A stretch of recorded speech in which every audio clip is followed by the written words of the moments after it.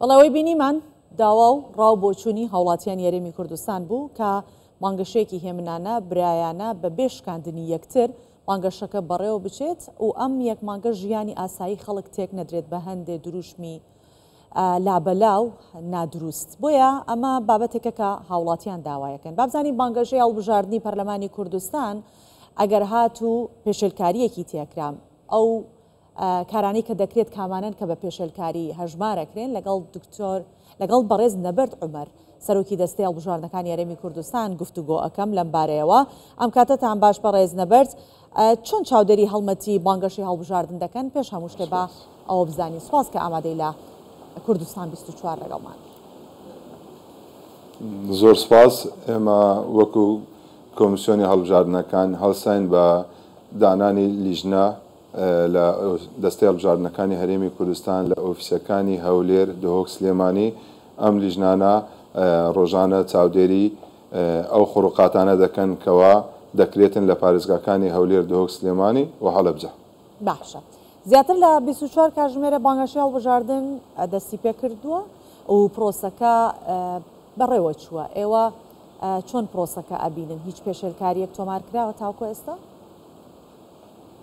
بەڵێ بەنسبەت پێشەلکاری بەڵێ نزیکەی 10 سکاڵا تەقدیم کراوە لە 4 سکاڵا لە سلێمانی، 4 سکاڵا لە هەولێر و 2 سکاڵا لە دهۆک.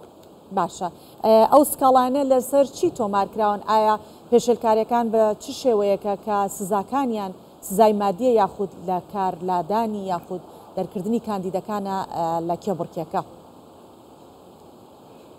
بەڵێ ئەو سکاڵایانە پێویستە بە بانگەشەی هەڵبژاردن، بەڵام خۆتان دەزانن ئێمە لیژنەمان هەیە، لیژنەکان دادەنیشن کە سکاڵایەکان وەردەگرن، تەنها سکاڵایەکان وەرگیراون و تحقیقی لێ دەکرێت. بەنسبەت ئێمە وەکو ئیجراعاتی کۆمیسیۆن 3 جۆر غرامەمان هەیە، 3 جۆر سزادانمان هەیە. جۆرێکیان کە پێبژاردنە لە 500,000 دەست پێ دەکە تاوەکو 50 میلیۆن حەسەب ئەو جۆری خوڕقاتەکەیە کە دەیکەن سەرپێچەکەیە، و جۆرێشتر سجنە گرتن لە مانگێک دەست پێ دەکە تاوەکو ساڵێک، و جۆری سێم دوورخستنەوەی کاندیدەکەیە. ئەمانە هەمووی بڕیار دەدرێت لە ئەنجومەنی کۆمسیارە. باشە. ئەو شێوازەی کە ناچارتان نەکات کە سزا بدات بەسەر ئەو کاندیدە چییە؟ بۆ نمونە ئەبێت چ شتێک بکات کە سزایەکی لەو شێوەیە وەرەگرێت؟ کام کارەیە کە نابێ ئەنجامی بدات و ئەنجامی ئەدات؟ بەڵێ ئێمە وەکو تعلیمات و ئیجراعات بە هەماهەنگی لەگەر شارەوانیەکان و لەگەر پارێزگاکانی هەرێمی کوردستان ئەو تعلیماتانی کە بڵاو کراوەتەوە چەند خاڵێکن کە نابێ لایەنەکان، کاندیدە سربەخۆکان و کاندیدی لایەنەکان نابێ ئەم سەرپێچانە بکەن. بۆ نمونە قوتابخانەکان، دەوایری حکوومەت، شوێنە گشتیەکان، پارکەکان، مزگەوتەکان و شوێنە ئاینیەکان، بۆ نمونە مزگەوتەکان و کەنیسەکان، بەکارهێنانی شوێنی سیارەی ئەمنی و هەروەها نابێ ئەو کەسێکەوە مڕەشەحە پۆستی خۆی پۆستی ئیداری بەکاربێنێتن، تەشیرکردن بە یەکتری و هەروەها دڕاندنی پۆستەری یەکتری. ئەمانە هەمووی لەلای ئێمە سەرپێچینە و بە سزا حیساب دەکرێن. باشە.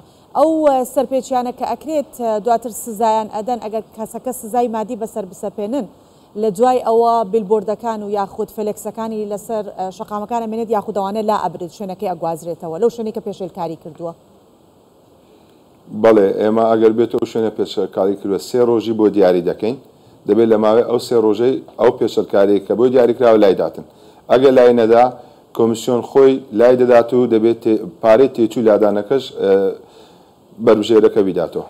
باشە. ئەو بەڵگە و دۆکۆمنتانە چین کە کۆمیسیۆن بۆ سزادانی لایەنەکان یان کاندیدەکان پێویستە پێی بدەن؟